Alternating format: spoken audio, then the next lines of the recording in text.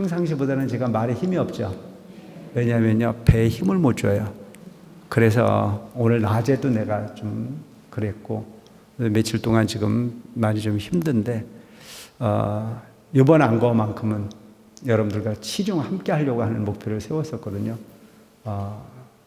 그 이제 요즘 내가 이와 같은 현상이 일어난 부분이 김해 해성사 낙선식 하고 난 다음에 이거 기도하는 분위기를 좀 만들어줘야겠다 싶어가지고 매일 저녁 그 이제 해성사 신도들하고 함께하는 시간을 좀 보냈거든요.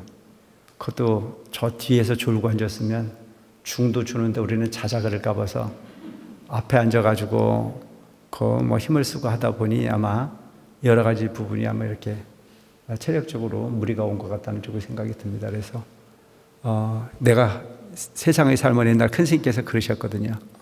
절대 계획을 세우지 마라. 계획을 세우면 마구니가 한다, 함께 한다. 그런 얘기 이렇게 달 정도로. 그래서 조금 이제 그런 사연이 있다는 걸 좀 아시고, 오늘 결제사는 총무원장 스님이 결제사를 내려보내서 대독을 하고 시간이 조금 있으면 제 얘기를 할 수 있도록 하겠습니다. 괜찮겠죠? 네. 결제사 이민년 한 해가 저물어 갑니다. 오늘 우리 종단의 불자들이 한 달 안거를 결제하니 물러남 없는 정진의 원력이 무량합니다. 불법을 진리를 받들어 주경야산의 종품을 혼염하고 오늘의 결제를 증명하시는 종정리학께 감사의 정례를 올립니다. 총본산 구인사와 전국의 말사에서 안거 수행을 지도해 주시는 종단의 대덕 스님들께도 존경과 감사의 말씀을 드리며, 또한 지역 신대님들이 수행 환경 조성을 위해 노력해 주시는 간부님들께도 감사를 드립니다. 오늘 동안거 집중 수행에 임하는 모든 불자님들은 종정리학께서 내려주신 결제법어를 가슴 깊이 새기고 일심으로 정진하여 해탈지견을 증득하시기 바랍니다. 부처님께서는 안거를 앞둔 제자들에게 다음과 같이 당부하셨습니다. 안거를 하면서 모이는 사람들 간에 화합을 깨뜨리지 말고 같이 수행하는 사람들이 편안하게 머무를 수 있도록 하라. 나쁜 마음을 품은 사람들이 가까이 있지 못하도록 하고 선한 일들을 자꾸 일으키는 사람들을 가까이 하도록 하라. 번뇌가 일어나면 분명하게 알아차리고 거기서 번뇌를 끝내도록 노력해라. 말과 행동이 다른 사람에게 모범이 될 수 있도록 하라. 바른 법이 곁에 오래도록 머무를 수 있도록 하라. 계율을 소중히 지켜 깨뜨리지 않도록 하라. 또한 대주사님께서는 애국불교, 생활불교, 대중불교의 3대 지표를 세운 새불교 운동을 시작하시면서 개인완성과 불국토 건설, 법성처 결합의 3대 강령으로 승속의 구분이 없는 수행정진을 강조하셨고 주경야선의 선풍을 진작시키셨습니다. 안거 대중 여러분, 각자 심중의 소고소원이 절실하고 생활 속의 고난이 자심할지라도 그 자리가 해탈의 자리요 열반의 자리임을 알고 관세음보살님의 명호에 온 마음을 집중하여 청정한 일심으로 부단히 정진하면 분명 관세음보살님과 대주살님의 가피가 내릴 것입니다. 오늘 본산과 각 지역 사찰에서 굳건하게 믿음과 뜨거운 굳으심으로 동안거 결제를 하고 정진을 이어가시는 결대중 모두가 일체 마정을 끊고 다 함께 복덕과 공덕을 쌓는 참된 정진으로 이번 안거를 성만하시기 바라며 해제 때까지 건강한 몸과 환희로운 마음으로 정진하는 여러분에게 재불보살들이 현증가피, 몽중가피, 명혼가피가 충만하시기를 축원합니다. 결제로부터 해제에 이르기까지 일체의 행업이 청정하고 지극하면 반드시 영묘한 관음 전신의 가피가 드려 삼생의 복락이 만개할 것입니다. 고맙습니다. 대한불교청 대종 총무원장 김무원 대도.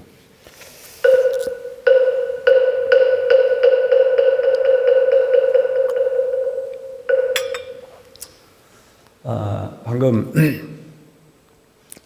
총무원장 스님의 결제사를 통해서 나타나 있듯이 이 안거를 임하는 우리 자세가 무엇보다도 중요한 부분이 덕목이 되지 않을까 싶은 생각을 합니다. 과거 7불에 공통적으로 말씀하셨던 내용이 제악, 막작, 모든 악한 마음을 철저히 경계하고 중선 봉행하여 착함이라고 하는 부분은 그 경중을 가리지 말고 철저히 실행해서 자정기의 마음이 청정하면 시제 불균이라 그것이 부처님의 대언이라 라고 하는 가르침이 있습니다. 일상을 살아가는 우리 삶 속에서도 반드시 행하고 지켜야 될 부분 중의 덕목은 착함이라고 하는 부분을 받들어 행하고 악함이라고 하는 부분을 경계함으로 인해서 업을 청정히 가꾸는 것 자체가 부처님 가까이에 다가서는 진면목의 행위일 수 있습니다.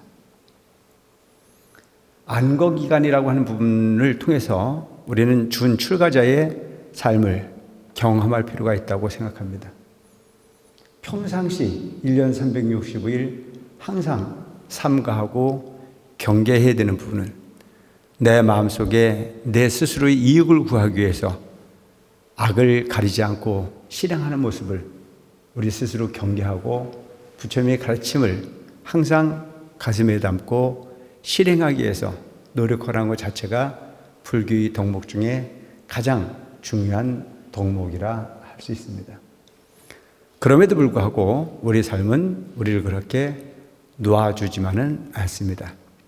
시시때때로 유혹이 오게 돼 있고 시시때때로 나를 합리화하려고 하는 부분의 의지가 우리의 삶이고 보면 생각하지 않은 가운데 도둑이 스며들듯 향기가 스며들듯 우리는 그렇게 나를 주변과 타협으로써 일관하는 것 자체가 중생의 삶이기에 일찍이 상호론각 대주사님께서는 승속 불의의 기치를 세우시고 승과 속이 달리 부처님 진리를 추구하는 부분이 아닌 공통 부분으로 세속에 사는 불자도 부처님을 염려문박을 생각하고 그 가르침을 실행하는 것 자체가 부처님의 제자요.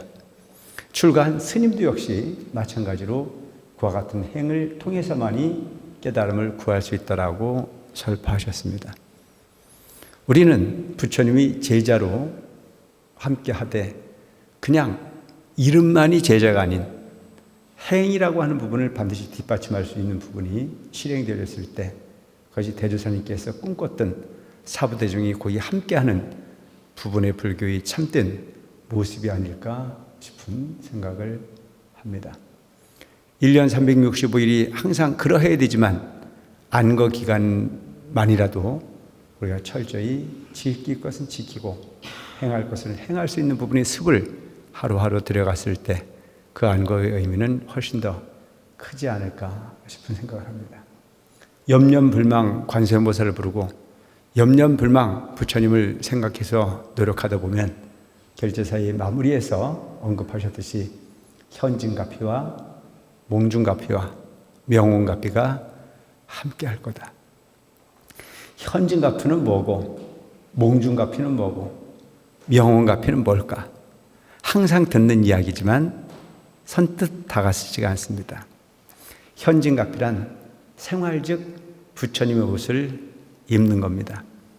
부처님은 우리 중생과 다른 면이 하나 있습니다. 그 다른 면은 뭘까요? 삼생의 인과를 아신 부처님. 원인을 알기에 화날 일이 없습니다. 원인을 알기에 속상할 일이 없습니다. 상대를 알기에 그를 이해할 수 있는 부분이 넉넉함을 가져오셨던 분이 바로 부처님이시고 보면 우리가 현진갑이란 부처님과 같은 인격을 통해서 현실의 삶을 고통으로 이해하기보다는 상대를 포용하고 이해하고 그리고 현실에 만족을 가져온다면 그것이 가장 완벽한 현진갑이가 되지 않을까 싶은 생각을 합니다. 항상 하는 이야기지만 목표가 큰 사람은 불만이 클 수밖에 없습니다. 적은 목표로서 행복을 구하고자 한다면 우리는 가는 곳마다 연끝이요, 가는 곳마다 행복일 수 있습니다. 내려놔라. 내려놓으면 그 자리가 정토다. 옛날 어떤 사람이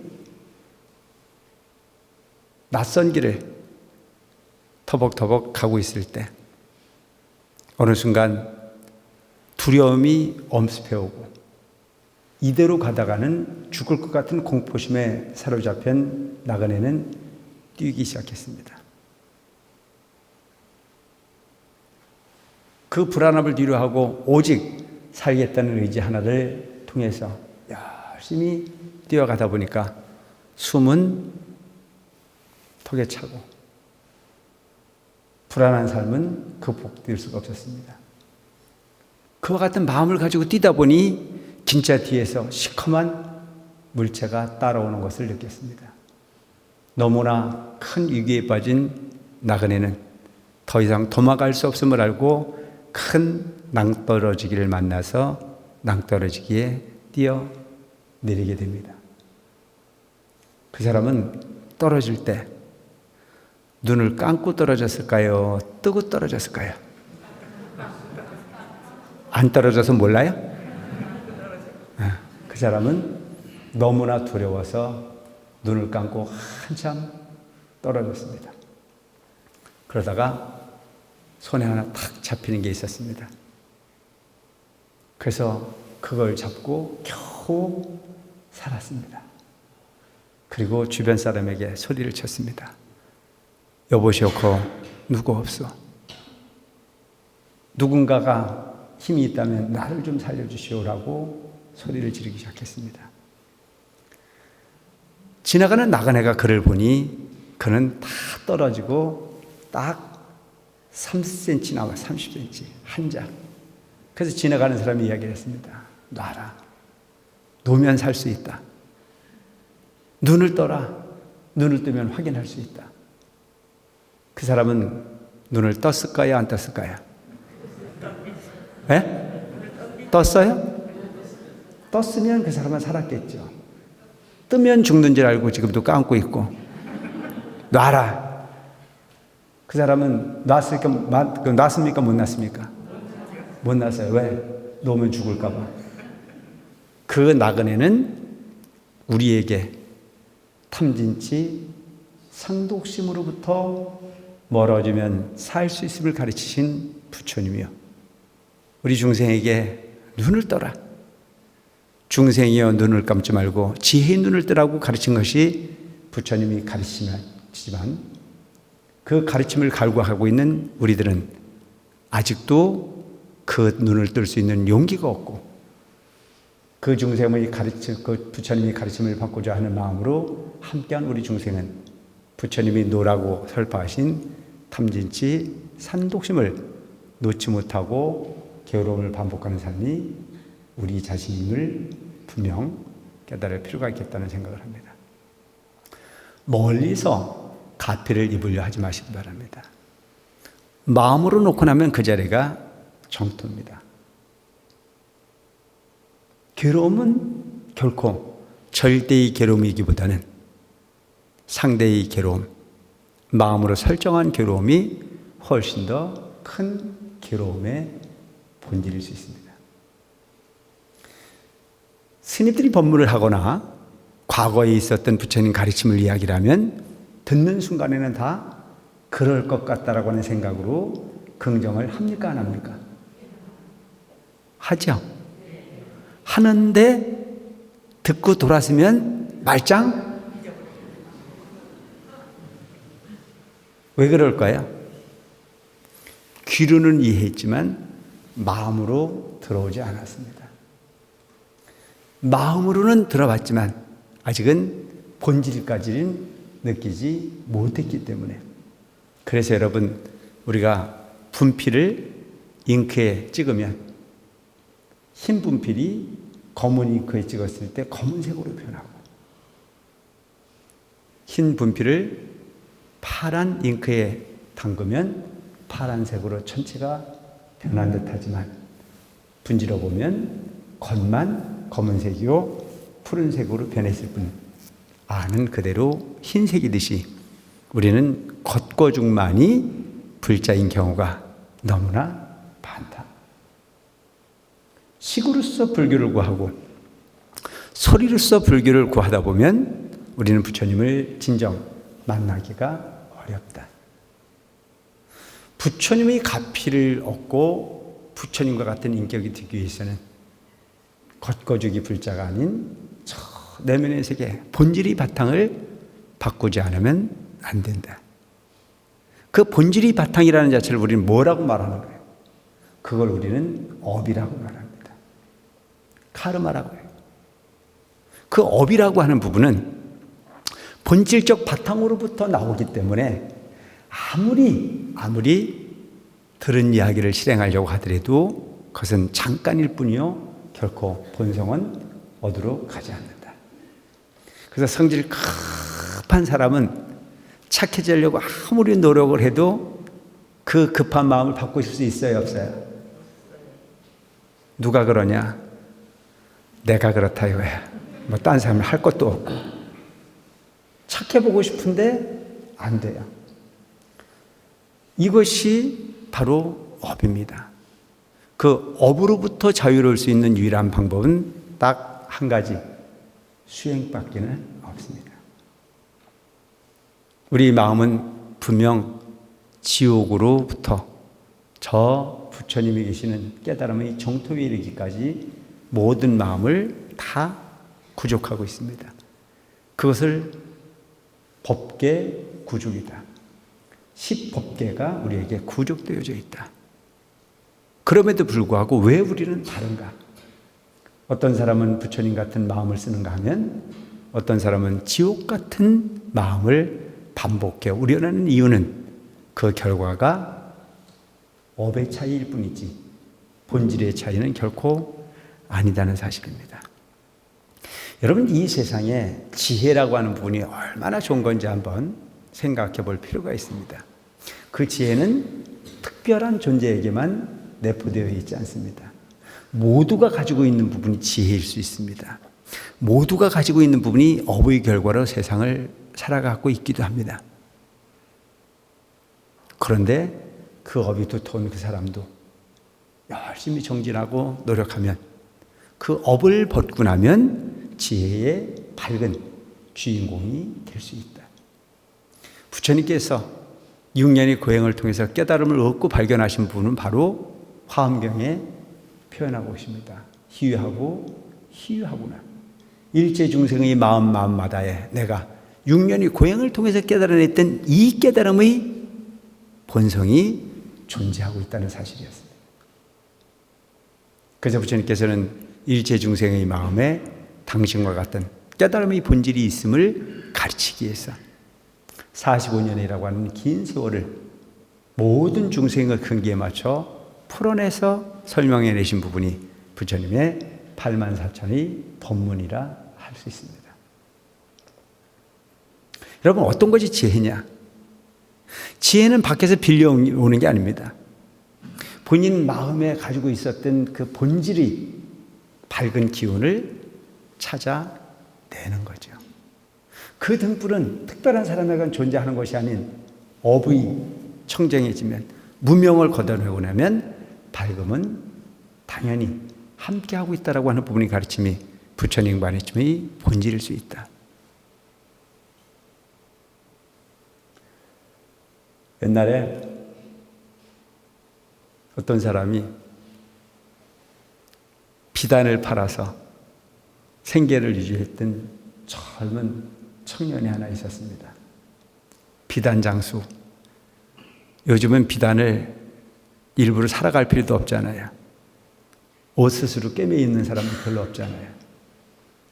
그냥 찍어내는 옷만 가지고도 좋은 옷이 많고, 또 우리 비단 가지고 만족을 못해서 저 유럽의 아주 유명한 디자이너가 만든 옷을 갖다 꿰어 입어야 직성이 풀리고, 그 옷 한 벌에 몇백만 원씩 하는 옷, 심지어는 몇천만 원씩 하는 옷이 난무하는 시대에 살고 있습니다. 하지만 수십 년 전에 우리 과거의 모습을 보면 비단을 짜고 비단을 팔고 뭐 이런 부분이 생계의 수단일 수 있기도 하고, 저 시골에 그 비단을 팔러 다니는 비단 장수도 있었던 게, 그게 먼 과거의 문제가 아니고 근대에 가까운 시대에도 그런 일이 있었다. 어떤 사람이 그 비단찜을 지고 다니면서 비단을 팔러 다녔어요. 비단이라고 하는 얘기도 있고, 삼배를 팔러 다녔던 얘기도 있고, 그런데 그게 뭐 어떤 물건이 중요한 건 아니잖아요. 그래서 이 사람이 그 비단찜을 지고 가다가 너무 비단은 안 팔리고 힘이 들어서 어느 날 공동묘지 지나가다가 무덤 앞에서 잠깐 동안 쉬어서 가려고 비단찜을 받치고 있었어요. 그리고 잠깐 쉰다는 게 너무 힘이 들어서 잠에 골아 떨어졌습니다. 한잠 자고 일어나서 보니까 어떤 놈이 비단찜을 져가지고 갔어요. 장사 미천을 다 잊어버린 이 사람은 앞이 캄캄했죠. 주변을 찾아보니 아무도 없어요. 그래서 마을 원님한테 가서 신고를 했습니다. 요즘은 경찰서장이죠. 요즘 우리는 경찰서장하고 시장하고 다르죠. 에? 옛날에는 둘을 다 함께 했어요. 고을 원님은 경찰서장 노릇도 하고 행정도 하고. 그래서 동원에 가서 신고를 했어요. 고을 원님이 수사를 시작을 했습니다. 그래서 포졸들을 데리고 현장 검증을 갔어요. 그 현장을 가보니까 아무도 없고 딱 지켜본 놈은 묘 옆에 누가 서 있어요? 망부석이 서 있잖아요. 그래서 본 놈은 한 놈도 없고 딱 그걸 본 놈은 망부석밖에 없어요. 그래서 그 망부석이 하나는 문관석이고 하나는 무관석이, 이 두 놈은 그걸 봤잖아요. 그래서 고을 원님이 아무리 생각해도 이 비단 훔쳐간 도둑놈을 잡을 방법이 없으니까 마을 사람들한테 소문을 냈어요. 비단을 훔쳐간 도둑놈을 본 유일한 두 놈이 있는데 그 두 놈은 망부석이다. 그래서 마을 사람들의 소문을 내서 모월 모시에 비단 훔쳐간 걸 목격한 목격자를 취조한다라고 하는 소문을 내고 포졸들을 데리고 그 망부석을 동원으로 압송을 합니다. 그러니까 주변에서 봤을 때 사또는 미쳤어요, 안 미쳤어요?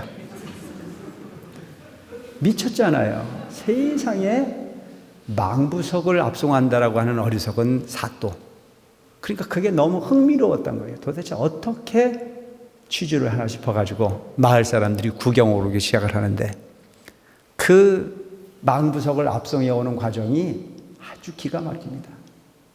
그냥 포승줄로 망부석을 꽁꽁 묶어가지고 방망이로 망부석을 뚫게 패가면서 압송을 하는데 아주 흥미진진한 재미가 쏟아지기 시작했습니다. 그리고 또 소문을 내건대 모월 모시에 사또가 직접 망부석을 취조한다라고 하는 소문을 냈습니다. 그 망부석을 압송해오는 과정도 흥미로웠는데 망부석을 취조한다라고 하는 얘기를 들었을 때 더 흥미진진한 사건이 되져서 온 마을 사람들이 구경을 왔습니다. 근데 그 구경하는 과정이 정말 흥미진진하게 재미있었어요. 망부석을 곤장을 치고 곤장이 부러져서 나가고 기절을 했으니까 물을 뿌리라고 하고 뭐 이런 부분이 아주 그 흥미진진한 쇼가 막 연출이 됩니다. 한참 그렇게 나라라는 망부석을 두들겨 패기도 하고 소위 죄이기도 하고 물을 뿌리기도 하고 하는 모습을 쳐다봤어요. 마을의 모든 사람들이 거의 반 도른 같은 그런 사또의 행동을 바라다 보면서 박장대소를 하기 시작을 했어요. 그 박장대소를 하는 모습을 눈치챈 사또가 감히 이 취중한 비단쯤을 훔쳐간 목격자를 취조하는데 감히 웃음으로써 비웃음을 자하는 너희들은 법적 모독죄가 성립이 된다고 해가지고 모든 사람들을 옥에 가두라고 했습니다. 졸지에 구경 갔던 마을 사람들은 죄인이 돼서 옥에 갇히게 되고 이 사또는 그들에게 벌금을 물리되 누구라 말할 것도 없이 법적 모독죄에서 풀려나려고 하던 비단 한 필씩을 벌금으로 납부해라. 마을 사람들은 비단이 있는 사람들은 자신 있게 비단 가지러 갔을까요? 안 가졌을까요? 다 비단이 집에 있는 사람들은 다 비단 가지러 뛰었어요. 근데 집에 비단이 없는 사람은 가요, 못 가요? 몸으로 떼워야 돼, 안 떼워야 돼? 떼워야 되잖아요. 그래서 비단이 없는 사람들은 옥에 갇혀서 몸으로 떼오기로 하고 비단이 집에 있는 사람들은 벌금 물어야 될 거 아니에요. 그래서 비단 가지러 뛰었습니다. 비단을 가지고 왔을 때 그 벌금을 하나하나 체크를 합니다.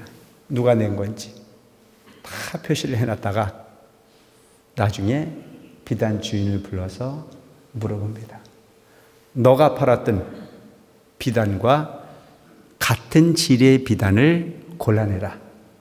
그 비단을 가지고 온 놈이 실질적 범인이다 라고 해가지고 같은 류의 비단을 찾아서 비단 도둑놈을 찾았다는 일화가 있습니다.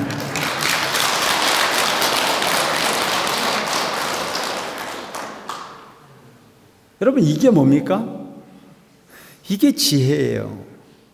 그래서 옥에 갇혀서 비단이 없었던 사람들은 그곳에 죄인이 없음을 알고 다 석방을 했고, 비단을 가지고 온 사람 중에서도 질이 다른 비단을 갖고 온 사람은 무죄이며, 오직 그 비단을 팔았던 비단 장수가 팔았던 비단과 같은 질의 비단을 가지고 온 사람이 범인임을 확신할 수 있었고, 그래서 도둑놈을 잡았다라고 하는 일화가 있습니다. 믿든지 말든지. 이것이 지혜예요. 답이 없는 가운데 답을 구할 수 있는. 이런 지혜는 어디서 나오는 거죠? 우리 마음에서 나오는 거죠. 그 우리 마음을 뭐라고 그래요? 궁리라고 합니다. 궁리. 문이 없는 가운데 문을 찾는, 길이 없는 가운데 길을 찾는. 여러분들이 인생에 답을 구하지 못하는 부분에 답을 구하는 부분이 바로 관세음보살을 부르는 거요, 정진하는 것이라고 하는 것을 기억하시기 바랍니다. 아시겠죠? 답이 있으면 그 답을 구하지, 여기 와서 우리가 관세음보살을 왜 부르겠습니까? 답이 없으니 답을 구하는 일이다.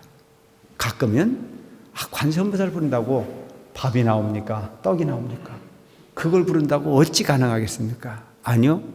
바보들만 앉아있는 것이 아니고 그를 통해서 수많은 중생이 부처님의 옷을 배웠고, 수많은 중생이 부처님을 꿈에서 칭견했고, 또한 수많은 중생이 부처님의 가피를 그렇게 일상에 숨 쉬듯이 그렇게 일관해온 것이 부처님의 가르침이기에 2500여 년이란 지금도 부처님의 그 지혜를 구하기 위해서 우리는 함께하고 있고, 미래에도 그 가르침만이 우리가 영원히 부처님 정토에 함께할 수 있는 지혜가 된다는 점을 기억하시고 열심히 정진하는 여러분들이 되어주시기를 바랍니다.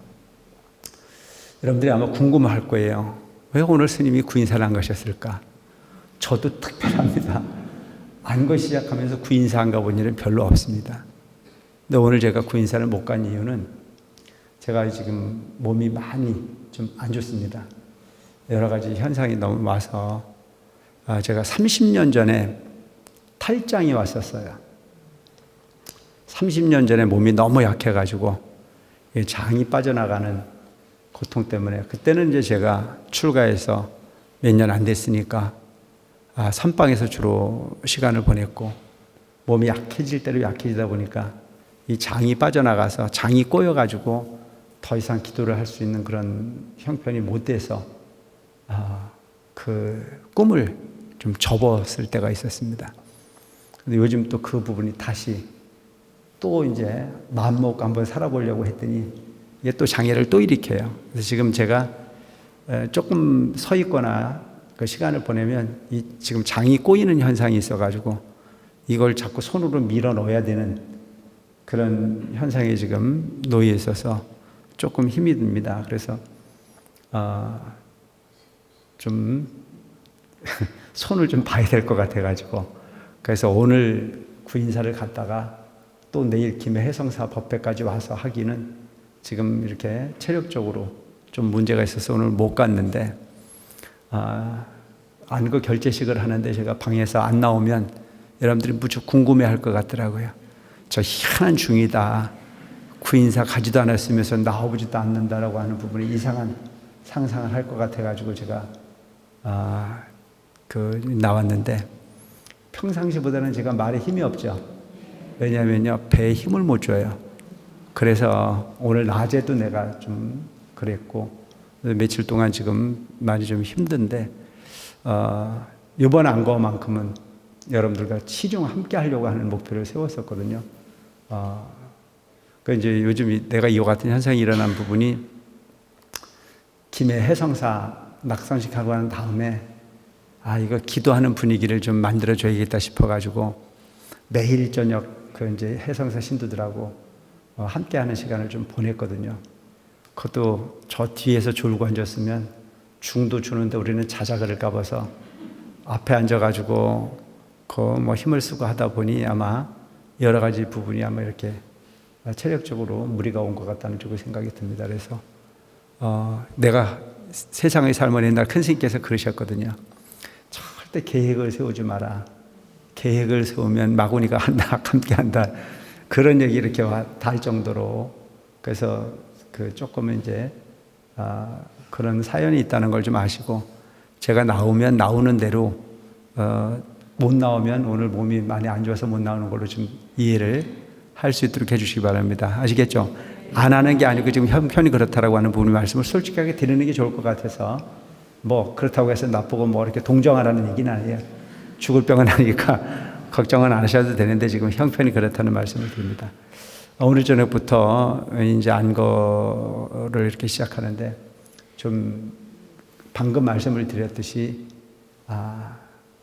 일상의 생활 속에서 열심히 하는 것은 이 100년을 살지 못하는 현실의 삶을 위함이라면 우리가 관세음보살을 부르고 부처님을 염려불망 잊지 않는 것은 영겁에 그야말로 큰 희망을 빛을 구하는 부분이라고 하는 걸 생각하시고 여러분들 게으르지 마시고 안거 기간만큼이라도 꼭 지켜가려고 하는 어떤 그런 목표를 정해 보시면 그것 자체로 꽤 의미 있는 시간이 되지 않을까 싶은 생각합니다. 열심히 정진해서 현실의 고통을 부처님 가필해서 극복하시고 구경에는 성불의 주인공들이 될 수 있기를 기원합니다. 고맙습니다.